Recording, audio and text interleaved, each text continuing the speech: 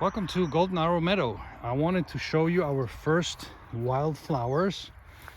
Of course, you can see there's some dandelions already. This is going to be an explosion soon, but we also have these tiny little violets that flower in some areas on some paths. So this is already looking very, very nice. There's quite a lot of these guys. They're easy to miss as well. So you're gonna have to come here every now and then and just look for things. But what I wanted to mention at this point is that essentially the only reason we have violets here is that there are these paths that are mowed all year long, because in here where the grass is taller and the weeds and everything, there is not going to be any violets because they will never survive in an area like this, where the dogwood is, or where the wild willows are and the sumacs.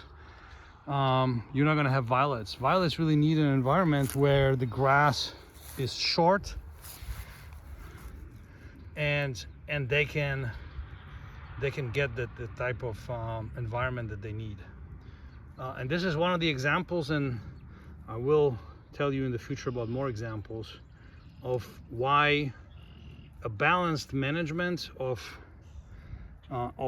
land is very, very important for biodiversity, and essentially just leaving things to grow actually limits biodiversity quite substantially. Because in here, like I said, in these areas where we let the tall grasses and everything else grow, there's really relatively little biodiversity, because most plants are not able to compete in such an environment. So you really just have a few species of grasses that can grow, asters, a few other things, dogwoods, some trees. And that's really it, and you will never have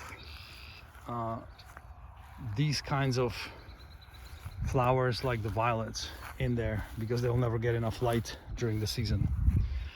And with that, I wanted to thank you for watching this time, and let's see what the nature brings to us the next time.